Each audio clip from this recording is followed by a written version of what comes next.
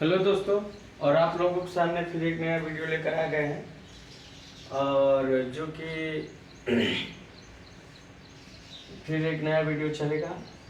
अभी हमने पढ़ा है क्या, केवीएल है केसीएल का। केवीएल क्या होता है, केसीएल क्या होता है, नोडल एनालिसिस क्या होता है, मैक्सवेल मेश एनालिसिस क्या होता है। तो हमने सारा बता दिया आपको। अब एक चीज़ और आप लोग मन लगाना कर पड़ेगा।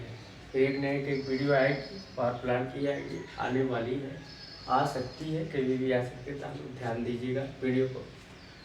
और आपसे ये चीज़ यही कहना है कि आप लोग अच्छे से पढ़िए, ठीक, अच्छे से पढ़िए और मन लगा कर पढ़िए। और जितना आप अच्छे से पढ़ेंगे उतना आपको अच्छा सुकून मिलेगा। और अच्छे से तैयारी कीजिए, क्योंकि कंपटीशन बहुत टफ है। जितना आप अपने आप को टफ बना लेंगे उतना आप आगे निकल जाएंगे। कुछ न कुछ देखो, आगे निकलना है, कुछ आप अपने को थोड़ा सा एडवांस रखना पड़ेगा, तभी आप आगे निकल पाएंगे। नहीं, नॉर्मली चीज़ तो सब जानते हैं, तो नॉर्मल चीज़ से थोड़ा हट के जानना है, उसी में आगे आपको पढ़ना पड़ेगा। तो आइए आज हम लोग चलते हैं सुपरपोजिशन थ्योरम। सारा थ्योरम पढ़ाने के बाद आपको फिर सारे न्यूमेरिकल लगवाएंगे एक तरफ से, ठीक। सुपरपोजिशन से भी कि सुपरपोजिशन से है तो सुपरपोजिशन कैसे लगाया जाएगा, अगर नाटन से है तो नाटन से लगाए। जितने थ्योरम है सब आपको लगाए जाएंगे। तो आइए सुपरपोजिशन थ्योरम, सुपरपोजिशन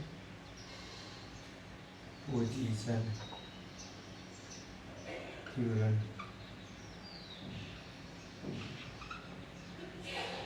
सारे थ्योरम जो हैं आपको बताए जाएंगे। उसके बाद आपको सवाल लगाने में मजा आएगा, क्योंकि जब थ्योरम पढ़े रहेंगे तो आप कहेंगे हाँ इसका ही सवाल है। क्योंकि जब नेटवर्क का सर्किट पढ़ाया जाता है तो उसके पहले हम लोग सारा चीज लगा देते। सुपरपोजिशन क्या कहता है, देखो,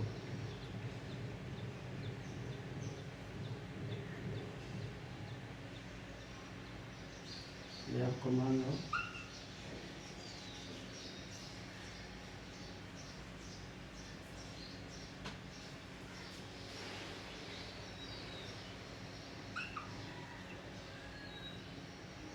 R1 है, R2 है, R3 है, ठीक, ये E1 है,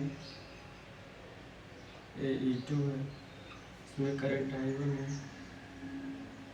I2 है, इसमें करंट I है।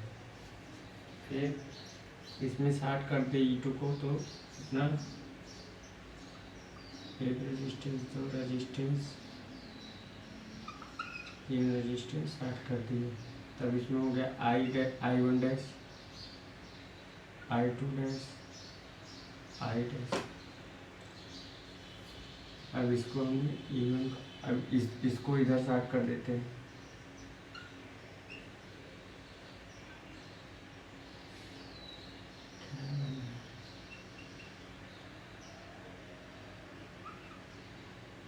इधर E2 है, ठीक, E2। अब यहाँ क्या है, ये R1 है, ये R2 है, ये R3 है, ये R1 है, R2 है, R3। अब यहाँ क्या होगा, I1 double dash, I double dash, I2 double dash. तो हमारा सुपरपोजिशन क्या कहता है, किसी भी जटिल सर्किट में, किसी भी जटिल सर्किट में एक से अधिक विद्युत वाहक बल और धारा स्रोत एक साथ कार्य कर रहे हो, करंट सोर्स एक साथ कार्य कर, तो विभिन्न शाखाओं में बहने वाली धारा, विभिन्न शाखाओं में बहने वाली धारा या करंट आई, प्रत्येक सोर्स से उस शाखा में बहने वाली धारा के बीजगणितीय योग के बराबर होता है। मतलब करा कि एक से अधिक विद्युत वाहक धारा स्रोत तो कार्य कर रहे हैं, फिर करा विभिन्न शाखाओं में बहने वाली धारा, इसमें इसमें इसमें विभिन्न शाखाओं में बहने वाली धारा, प्रत्येक सोर्स से उस शाखा में बहने वाली धारा के बीजगणितीय योग के बराबर होता है।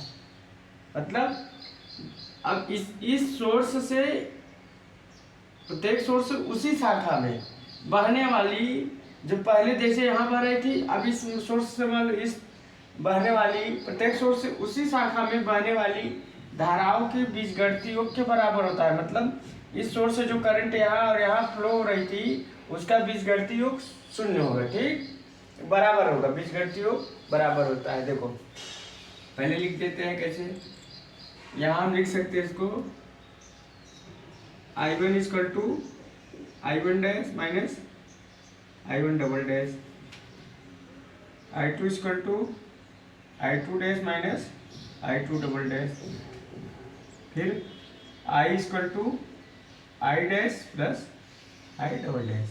ये आपका एक तरफ से फार्मूला होगा चाहे। अब देखो बराबर है, मतलब जैसे क्या कहें कि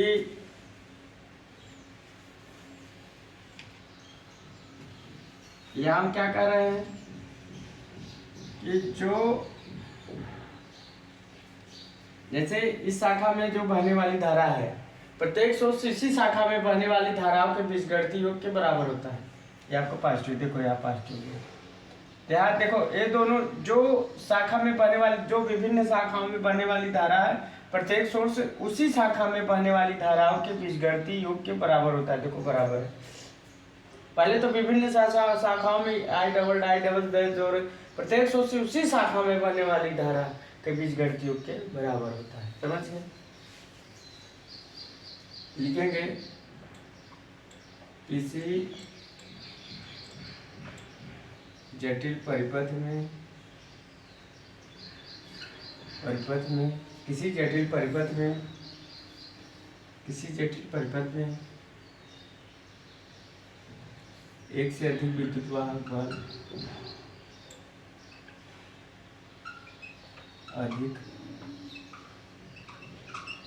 विद्युत वाहक बल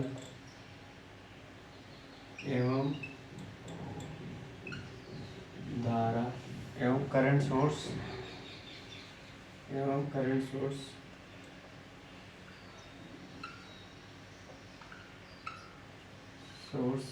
एक साथ कार्य कर रहे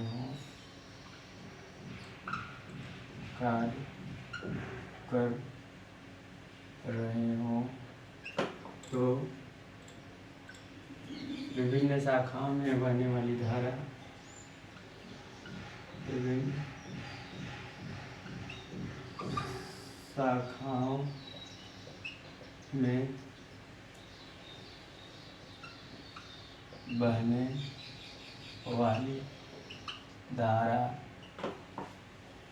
प्रत्येक सोर्स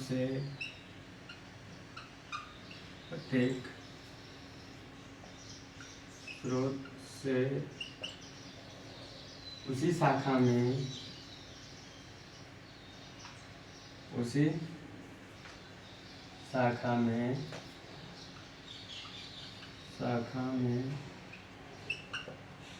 बहने वाली धारा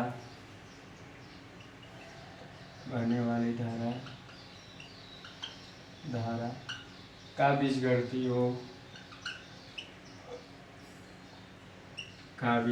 योग बराबर होता है।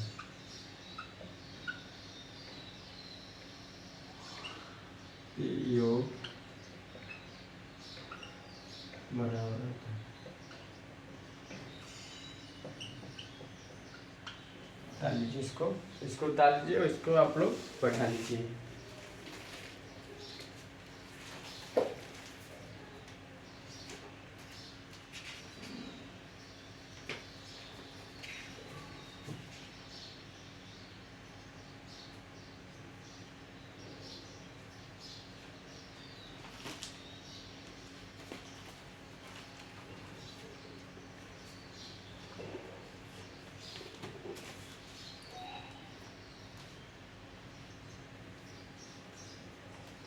अब सुपरपोजिशन किस पर लागू नहीं हो, मतलब सुपरपोजिशन के लिए नियम क्या है? सुपरपोजिशन आपका सिंगल सोर्स के लिए नहीं लागू होता, दो से दो सिंगल एक्टिव सोर्स के लिए लागू नहीं होता, जिसमें दो या दो से अधिक एक्टिव सोर्स होनी चाहिए। लीनियर बाइलेटरल होमोजेनिटी पर लागू होता है। पावर कैलकुलेशन में इसका यूज नहीं होता। ठीक, इतना इनका लिखना पड़ेगा। देखो कभी कभी यही चीज़ पूछ लेता है, इसलिए लिखाना जरूरी है। को बहुत लोग, जैसे आप गेट वोट की तैयारी करने जाइए तो गेट वोट में लोग सोचते हैं आप लोग पढ़ के आए, तो कोई लिखाता है कोई नहीं लिखाता, बस इसे बता देता है सुपर कोई से। तो लिखना बहुत जरूरी, क्योंकि मैं एक स्टार्टिंग लेवल से, एक ग्राउंड लेवल से लेकर टॉप लेवल तक पढ़ाना है, तो आपको ग्राउंड से लेकर फिर टॉप लेवल ले जाना है। तो ग्राउंड से टॉप कैसे ले जाना है, उस हिसाब से आपको नॉलेज देना पड़ेगा। तो इसको उतार लीजिए।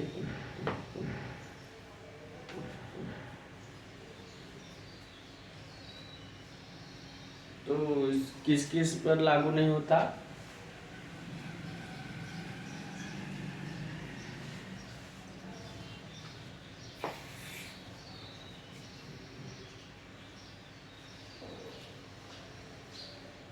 तो समझ गए होंगे। कह रहा है किसी भी जलविद्युत परिपथ में एक से अधिक विद्युत वाहक बल है, ठीक, एवं करंट सोर्स एक साथ कार्य कर रहे हों, तो विभिन्न शाखाओं में बहने वाली धारा, मान लीजिए इसमें भरी इसमें भरी इसमें, विभिन्न शाखा है ना, विभिन्न शाखाओं में बहने वाली धारा प्रत्येक सोर्स से उसी शाखा में बहने वाली धाराओं के बीजगणितीय योग के बराबर होता है। मतलब जो जैसे इस शाखा से I1 गई, फिर इसी शाखा से I1 डबल डैश, फिर इसी शाखा से I1 डैश, इनका जो योग बीजगणितीय योग होगा बराबर होगा। समझ गए? मतलब विभिन्न शाखाओं में बहने वाली धाराओं का, विभिन्न शाखाओं में जो बहने वाली धारा है, मान लीजिए इसमें I1 I2 I, ठीक, विभिन्न शाखाओं में धारा बह रही है, फिर क्या होगा, प्रत्येक सोर्स उसी शाखा में बहने वाली धाराओं के बीजगणितीय योग के बराबर होता है। मतलब I1 से फिर I1 dash I1 double dash आया, फिर I से I dash I double dash, इनका बीजगणितीय योग इक्वल होगा।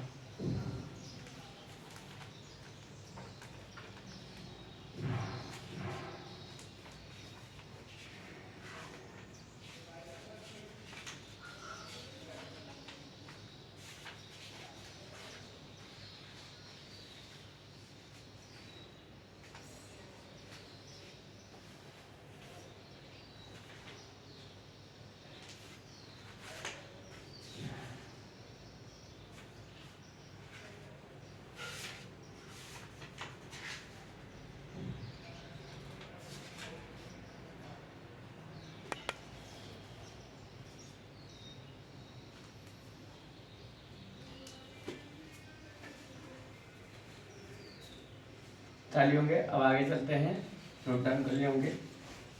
इसके लिए नियम क्या, कुछ जो नियम सुपर पोजीशन में लागू होते हैं आप लोग को लिखना पड़ेगा।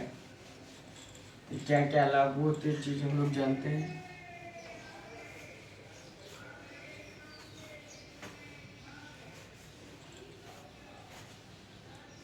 तो नियम क्या है, number 1, not valid for single active source, valid for single active source, single active source.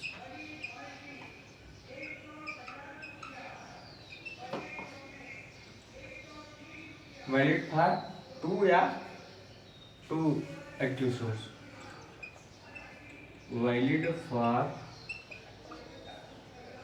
2 और 2 more active source, 2 more active source, ठीक। अगला पावर कैलकुलेशन में लागू नहीं होता,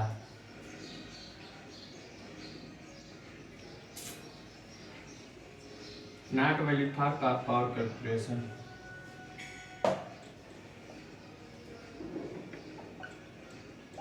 not valid for power calculation, power calculation. और हाँ, valid for value for linear bilateral and homogeneity.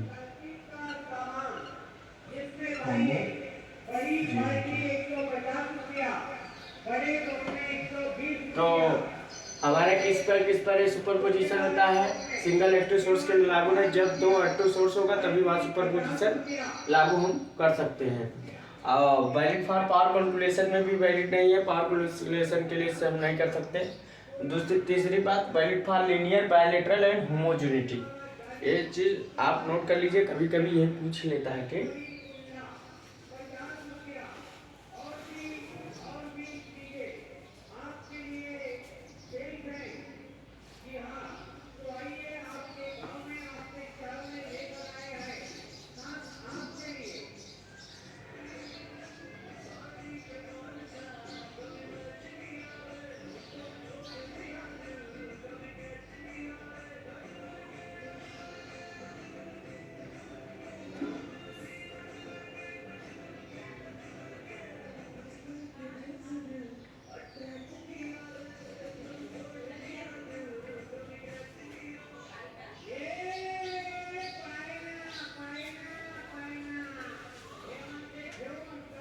तो आप लोग समझ गए होंगे, इसको नोट कर लिए होंगे।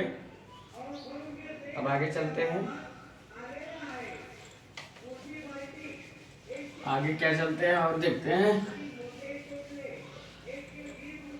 ठीक, आगे चलते हैं और देखते हैं। यहाँ अगला थ्योरम सुपरपोजिशन हो गया। अब हम लोग चलते हैं थेवेनिन थ्योरम, उसके बाद नॉर्टन थ्योरम पर चलेंगे। तो अब हम लोग थेवेनिन से नॉर्टन थ्योरम पर चलेंगे। ठीक, तो पहले थेवेनिन थ्योरम पर चढ़ते हैं। Thevenin theorem, Thevenin theorem. तो थेवेनिन थ्योरम क्या कहता है? देखो, थेवेनिन थ्योरम कहता है किसी भी जटिल परिपथ में एक से विद्युत वाहक बल और रेजिस्टेंस एक साथ संयोजित हो तो इस जटिल परिपथ को ऐसे तुल्यांक परिपथ में बदल देते हैं जिसमें एक वोल्टेज सोर्स VTH और थेवेनिन रेजिस्टेंस RTH हो। इसका मतलब क्या मैं बताता हूँ, थोड़ा लिख लेते हैं। किसी जटिल परिपथ में किसी भी जटिल परिपथ में एक से अधिक विद्युतवाहक बल, एक से अधिक विद्युतवाहक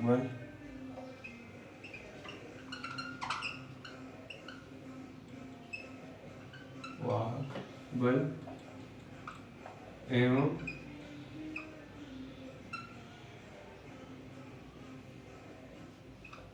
रेजिस्टेंस, किसी जटिल परिपथ में एक से अधिक विद्युतवाहक बल रेजिस्टेंस संयोजित हो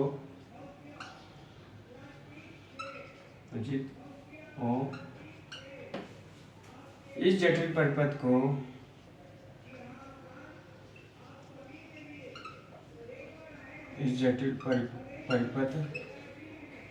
को ऐसे तुल्यांक परिपथ में बदल देते हैं,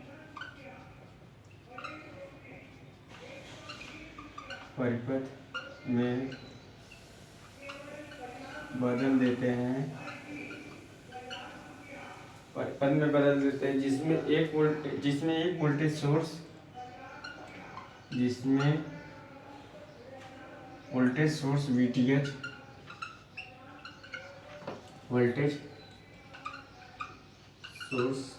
VTH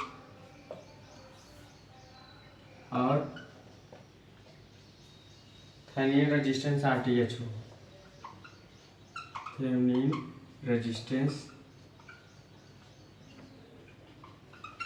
क्या हो? RTH। अब समझ रहे, समझाता हूँ, पहले इसको उतार लीजिए, तब आपको जहाँ भी मैं लगवाया तहाँ समझ में आ जाएगा।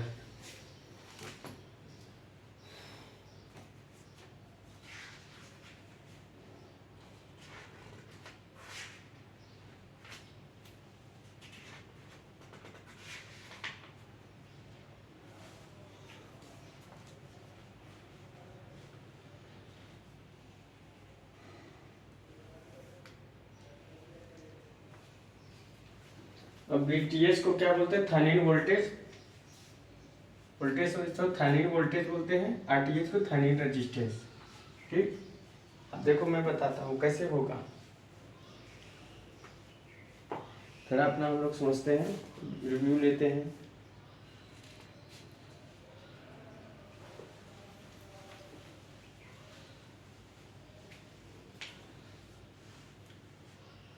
तो इसके लिए थोड़ा सा पॉइंट लिख लेते हैं, तब लिखते हैं।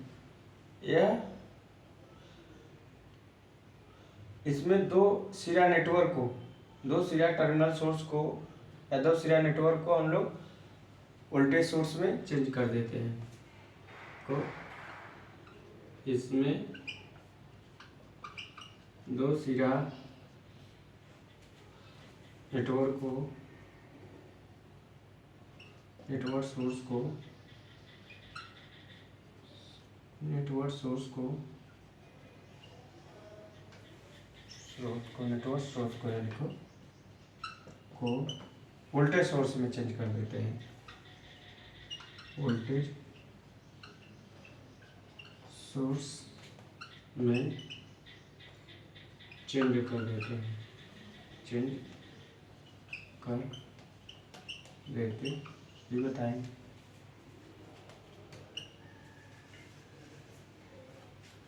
और इसमें क्या है? इसमें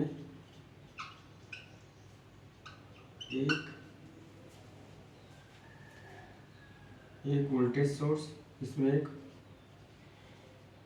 voltage source and series impedance होता है। इम्पीडेंस होता है, अभी बताते क्या है। और यह लीनियर और बाइलेटरल में लागू होता है। यह लीनियर एंड बाइलेटरल में लागू होता है।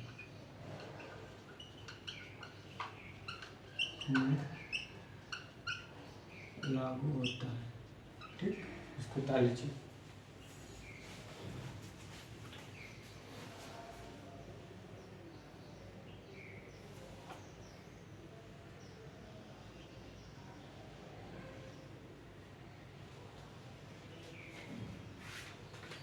किस में लागू होता है? लीनियर और बाइलेटरल में लागू होता है। इसमें दो सिरा नेटवर्क सोर्स को वोल्टेज सोर्स में चेंज कर देते हैं। देखो कैसे करे। और इसमें एक वोल्टेज सोर्स सीरीज इम्पीडेंस होता है, और दूसरी बात सीरीज इम्पीडेंस होता है, और दूसरी बात यह लीनियर और बाइलेटरल में लागू होता है। डाल लीजिए। देखो भैया, बेसिक इलेक्ट्रिकल इंजीनियरिंग है, ठीक। इसमें अगर आप लोग ध्यान नहीं दोगे, आपका जो इलेक्ट्रिकल का बेस यहीं से चालू होता है, यही चीज आपको आगे ले जाएगा, समझ रहे? यही चीज आपको आगे ले जाएगा।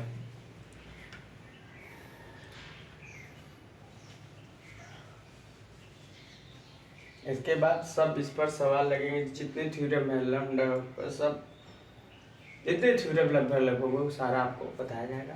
कोई थ्योरम छोड़ा नहीं जाएगा कि आपको लगे कि नहीं मेरे कोई थ्योरम छूट गया। जितने थ्योरम होंगे सारे थ्योरम बताए जाएंगे, कोई भी थ्योरम नहीं छूटेगा, सारे थ्योरम पढ़ाए जाएंगे। जितने थ्योरम है सब पढ़ाया जाएगा, तो नोट करिए आप।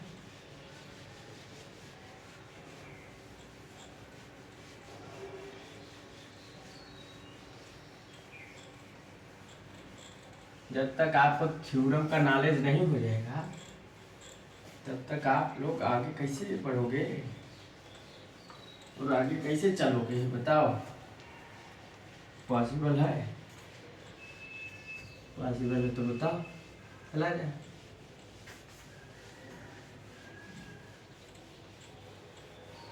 भाई बेसिक इलेक्ट्रिकल इंजीनियरिंग के लिए तो कर ही है, मेरा बेस जानू, सब मेरे को तोड़ पाओगे, नहीं तो नहीं।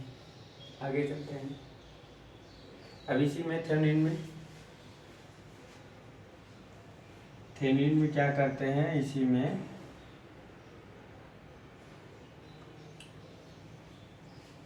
थेनिन की बात हो रही है, इसमें क्या कहते हैं हम लोग,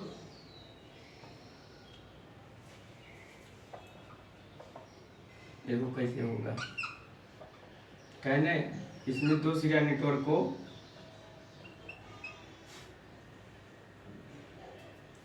एक वोल्टेज और सीरीज इम्पीडेंस में चेंज कर देते हैं।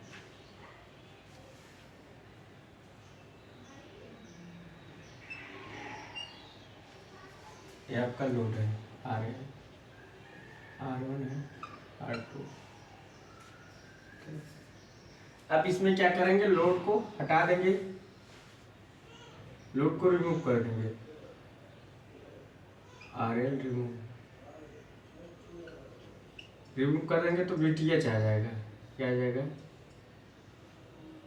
VTH आ जाएगा।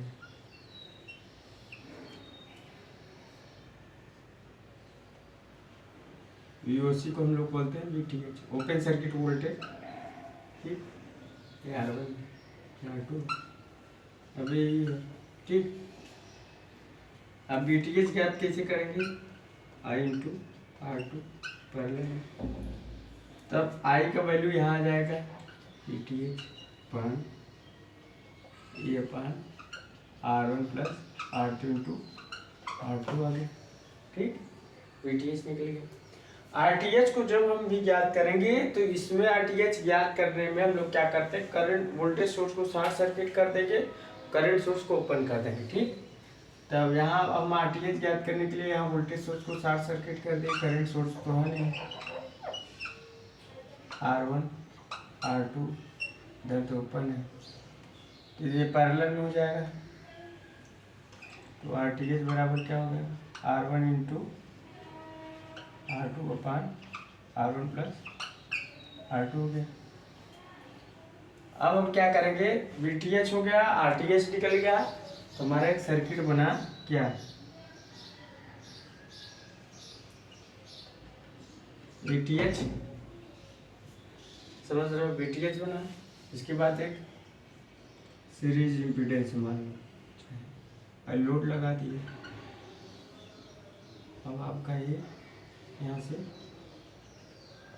RTH बन गया, अरे RL बन गया। इसमें अब हम लोग अगर हम IL निकालें, मान लीजिए लोड करंट IL निकालें, तो लोड करंट अगर IL निकालें तो लिख देते हैं IL बराबर VTH अपान RTH प्लस आपका IL का फार्मूला निकालने का तरीका है, उतार लीजिए। तो हमने क्या बोला, किसमें 2 सीरियल नेटवर्क सोर्स को हम लोग वोल्टेज सोर्स और एक सीरीज इम्पीडेंस में चेंज कर देते हैं। एक थेवेनिन रेजिस्टेंस साथ एक सीरीज इम्पीडेंस होता है, ये याद रखिएगा। पूछ लेता है ये नेटवर्क थ्योरम में कि जो एक क्या होता है, वोल्टेज सोर्स साथ सीरीज इम्पीडेंस होता है, पैरेलल इम्पीडेंस सीरीज इम्पीडेंस होता है, समझ गए होंगे।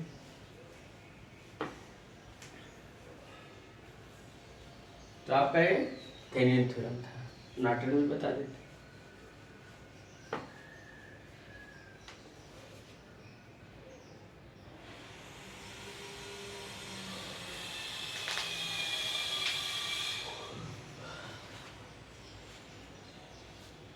तो इसमें एक नोट पॉइंट करके क्या लिखना है, इसको बता लीजिए।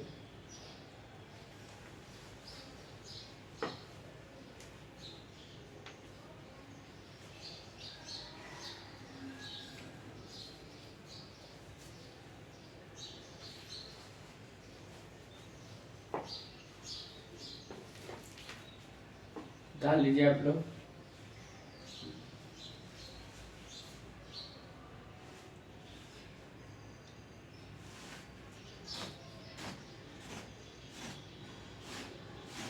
अभी इसके बाद सोर्स ट्रांसफॉर्मेशन जहाँ पढ़ाएंगे आप लोगों का कंसेप्ट क्लियर हो जाएगा। ठीक, ऐसा नहीं बचेगा कि आप लोगों को कुछ नहीं पढ़ाया जाएगा, पढ़ाया जाएगा, सब पढ़ाया जाएगा, तो कुछ छोड़ा नहीं जाएगा। ताली हो गई। अब हम लोग इसी में क्या लिखते हैं,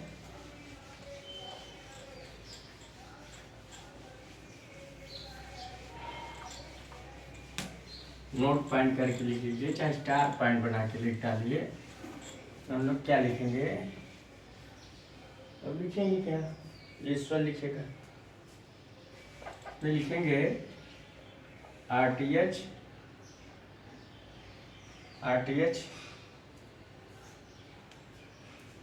ऐसे लिखेंगे, find the RTH, find the RTH, find the RTH,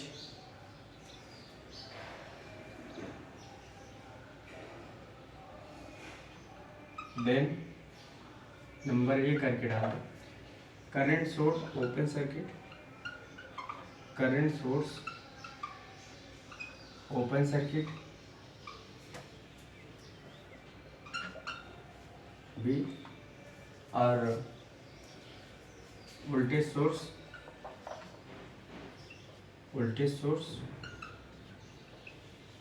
short circuit. ये चीज याद रखें। मतलब फाइंड द RTH ज्ञात करने के लिए हम क्या करते हैं, करंट सोर्स को ओपन कर देंगे, वोल्टेज सोर्स को शॉर्ट कर देंगे, आपका RTH आ जाएगा। ठीक, कुछ डाल लीजिए।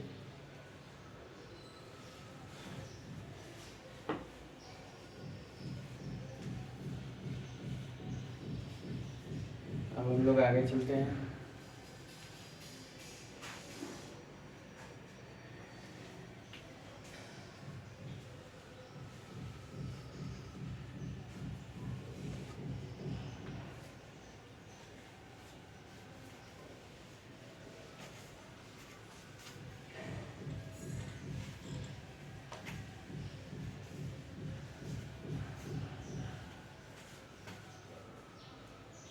तालियों में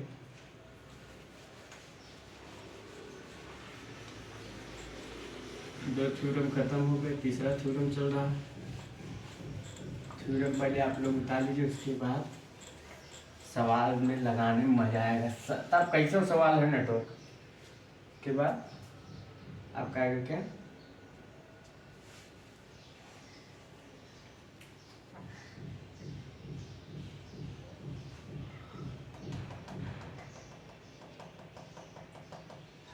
आपका क्या आएगा, नॉर्टन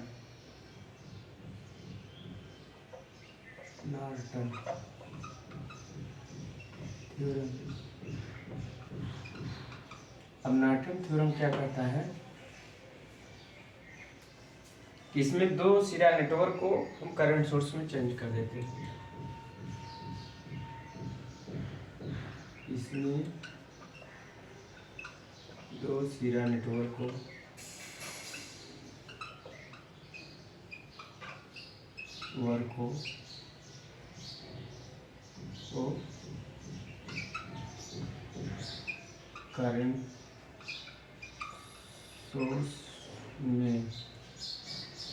करंट सोर्स में चेंज कर देते हैं।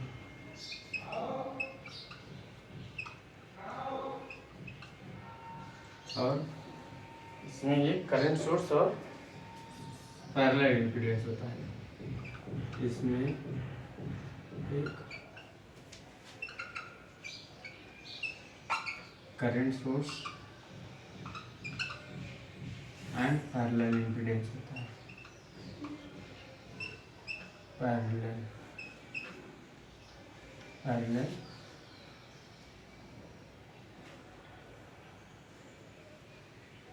इम्पीडेंस कैसे होता है। तीसरा, इसमें नॉर्टन करंट क्या होती है, इक्वल शॉर्ट सर्किट करंट के बराबर होती है। इसमें RN और RTH एक ही होता है, Norton resistance and Thevenin resistance equal होता है। तो जैसे RN ज्ञात करेंगे वैसे RTH ज्ञात करेंगे। डाल लीजिए।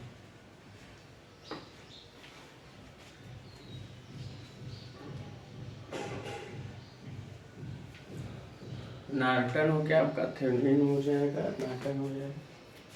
धीरे धीरे जितने भी आपके सुपरपोजिशन होंगे कुछ बचेगा नहीं, सारा सवाल लगवा दिया जाएगा, कोई भी छोड़ाइए। सवाल नहीं छोड़ेंगे इसमें, टाइम तो लगेगा।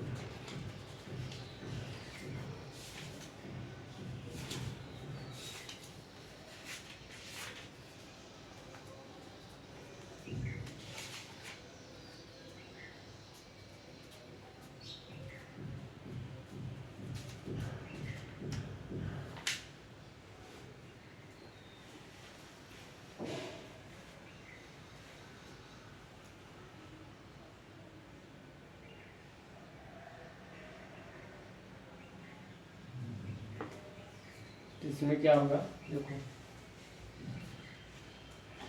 उतार लूँगे। इसमें क्या होगा, उतार लीजिए आप लोग।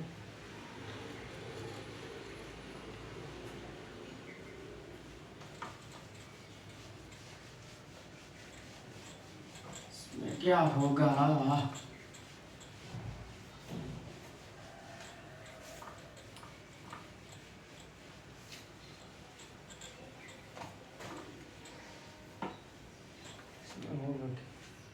यही होगा, ऊपर वाला जो चाहेगा वही होगा। देखो बताते हैं।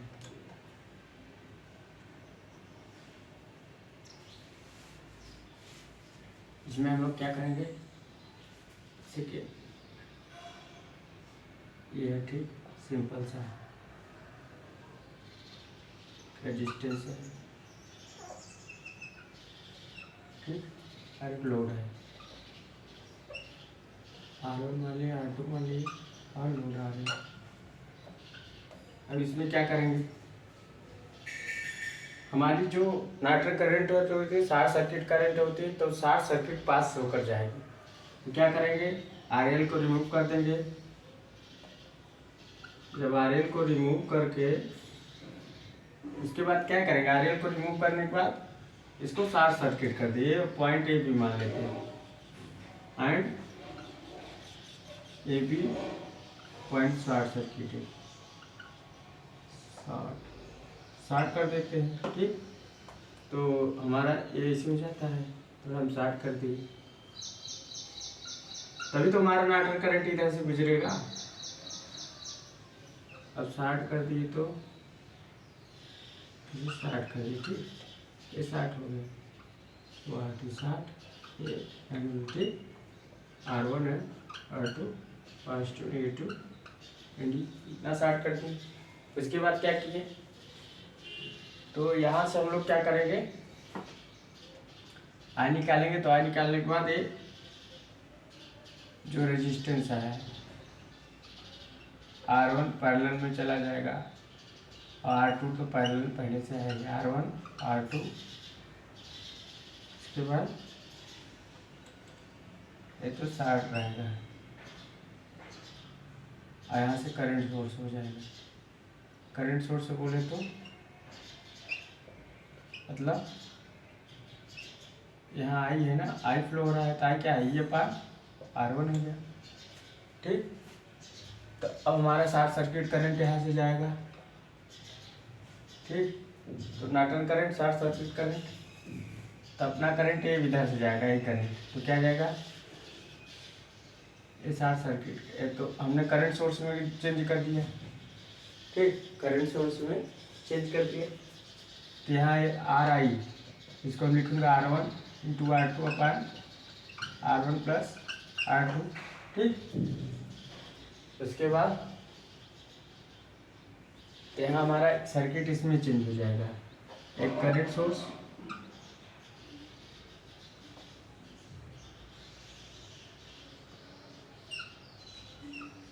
शॉर्ट सर्किट तो RI, और यहाँ करंट सोर्स, शॉर्ट सर्किट हमारी ये चली जाएगी, ठीक। तो हमने क्या कहा है, करंट सोर्स और पैरेलल इम्पीडेंस में चेंज कर देते हैं। देखो, एक करंट सोर्स और पैरेलल इम्पीडेंस।